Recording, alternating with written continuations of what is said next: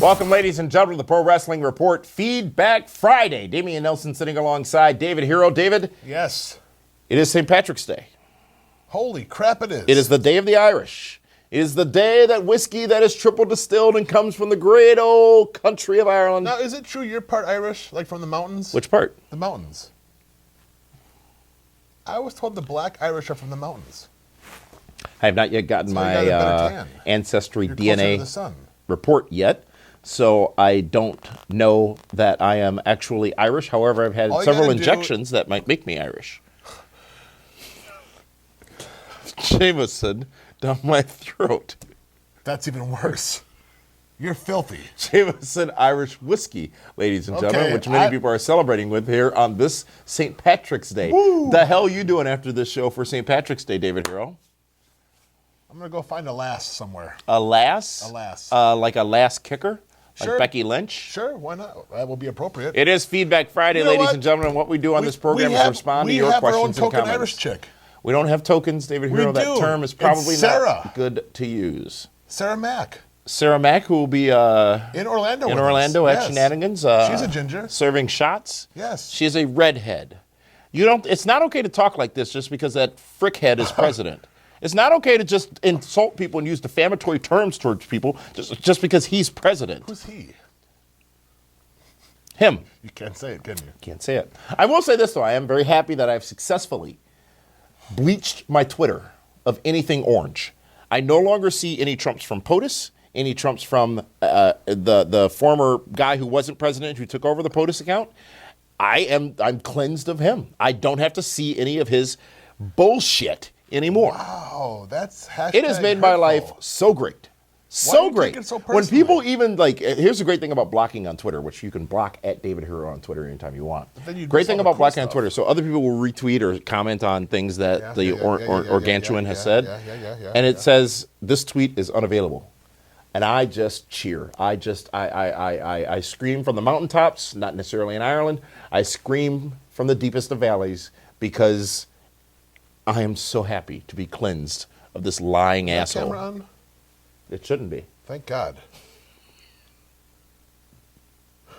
Anyways, what I was saying before, you had to bring up. So we're talking about who again? You were talking about Becky Lynch, and then you brought up Sarah, the president. Sarah's the president of the PWR fan club. Yes. Yes, she is. Anyways, folks, Feedback Friday. We answer your questions, your comments, those submitted to us here on podcast form. You know, David Hero, as a matter of fact, I think it's important that we share some information here on the 73rd episode of Feedback Friday with our peeps out there. Are you ready? It's been 73? 73 episodes, David Hero, of Feedback Friday. A year and a quarter? It's been longer than that because we skipped a few weeks of Feedback Friday, and we take time off from time to time for Feedback Friday. But here's what we are doing going forward, David Hero. Stop yelling at me. The week prior to WrestleMania, so in 2 weeks, because the WrestleMania week, we're going to be live on Fight TV. Next week. We're going to be live from Fight TV on... next week. So next week, sure. We're going to be live on Fight TV from WrestleMania in Orlando. Next Friday, then, will be our last broadcast episode of Feedback Friday, David Hero. And then what happens? It's all podcast.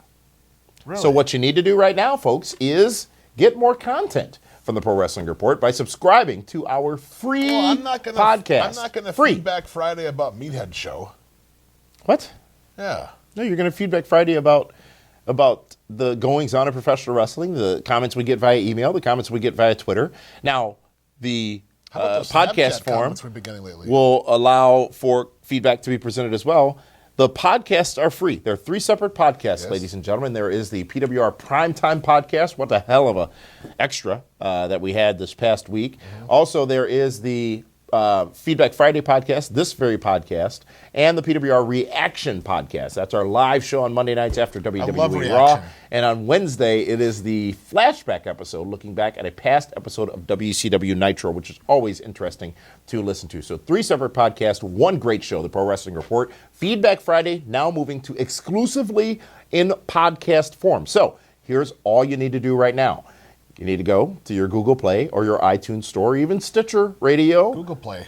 And search PWR in your podcast. PWR. Or search Feedback Friday. Whatever tickles your fancy. We recommend you search PWR. And then popped up will be 3 options. Primetime, Feedback Friday, and reaction.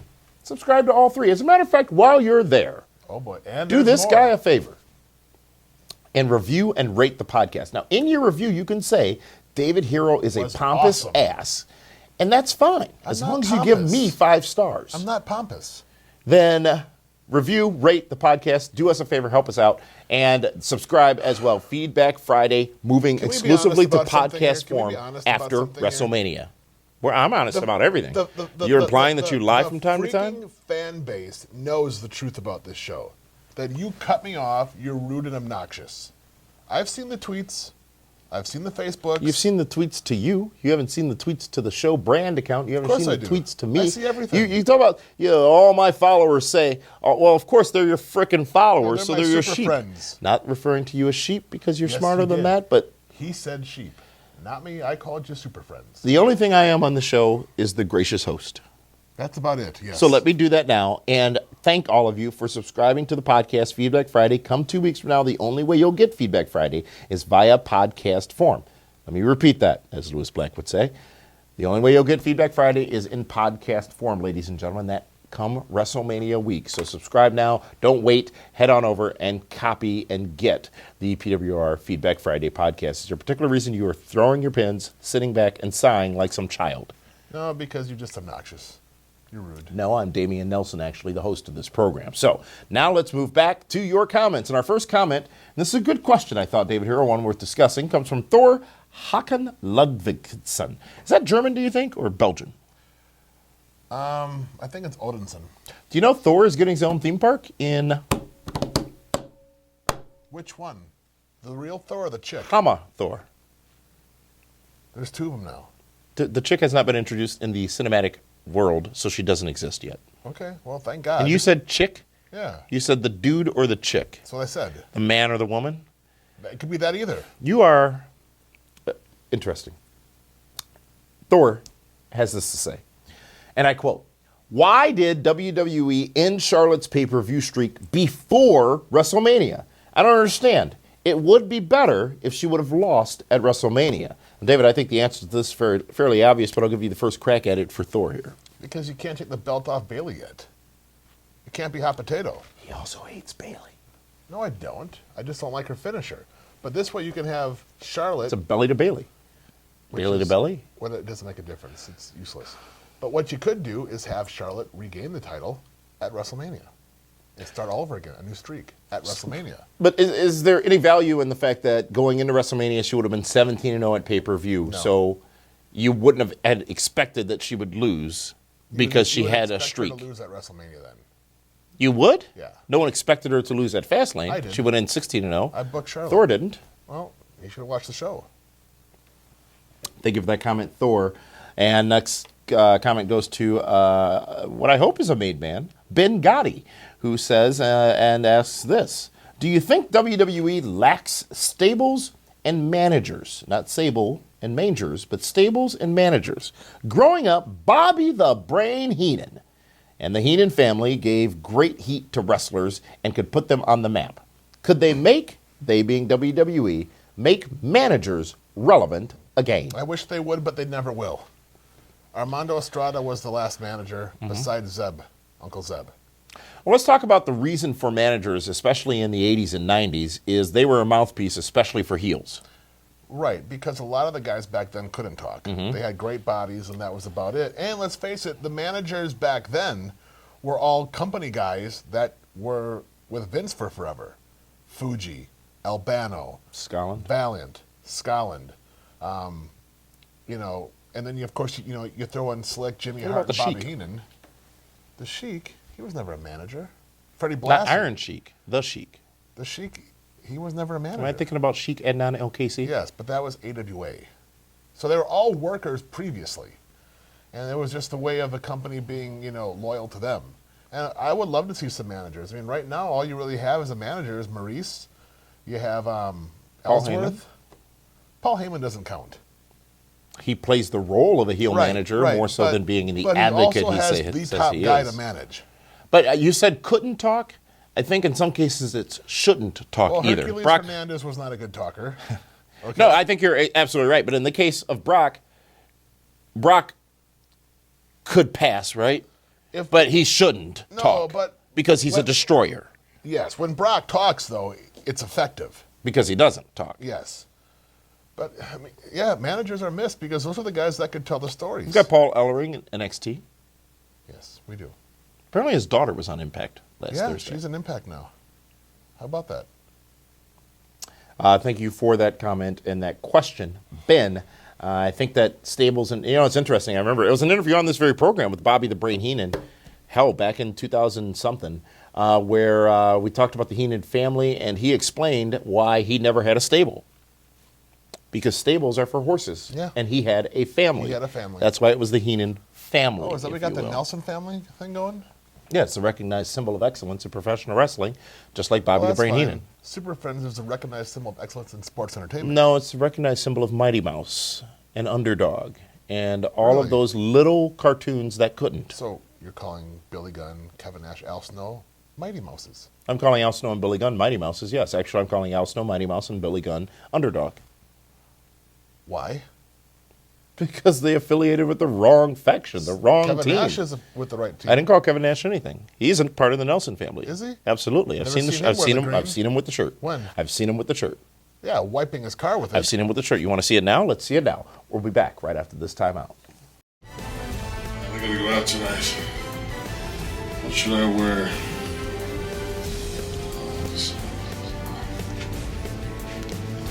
Crap.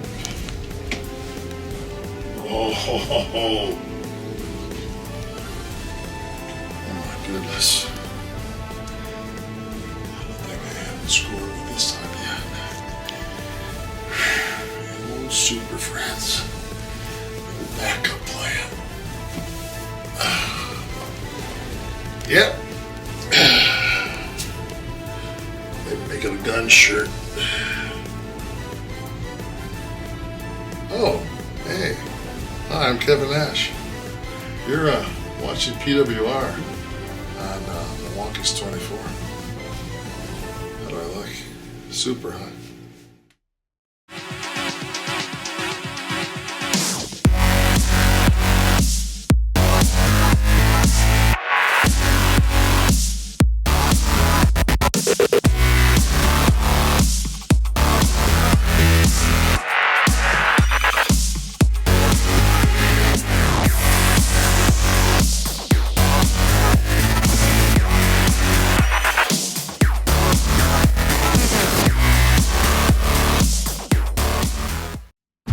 The biggest party event of WrestleMania weekend is back.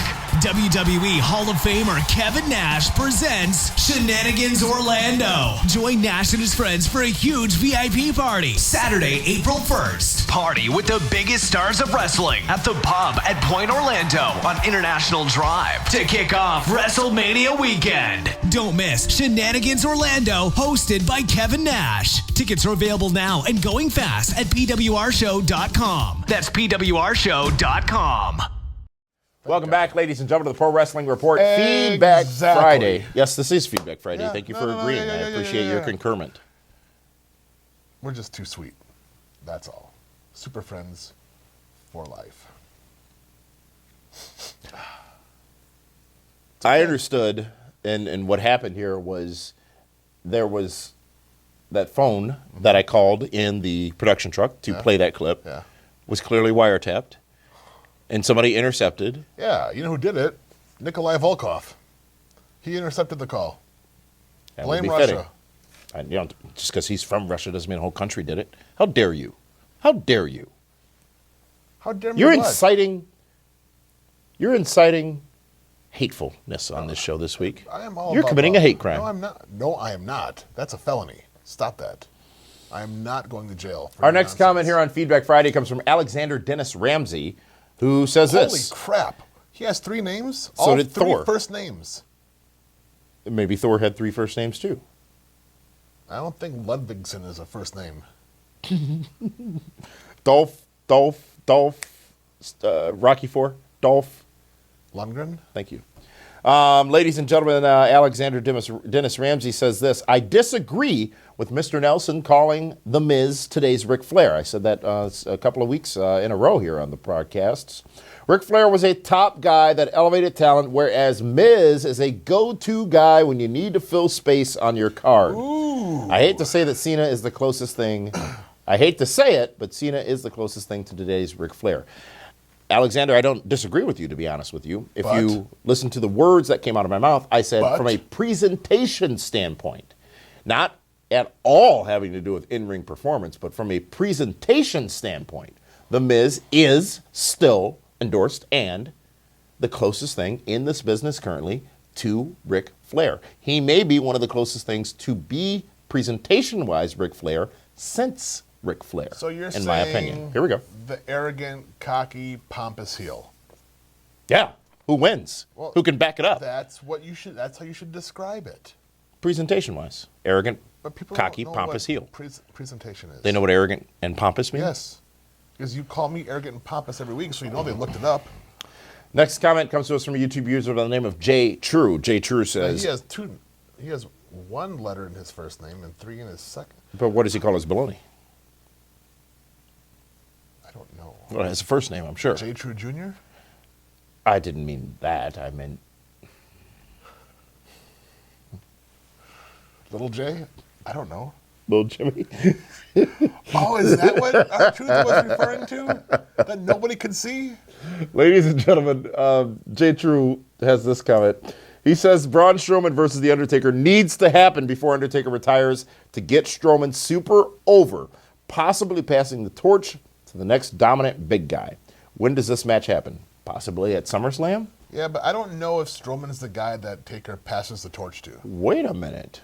He's the one guy you like. I do like Braun Strowman. I think he's been fantastic. But do you think Braun Strowman's going to put 25 years in?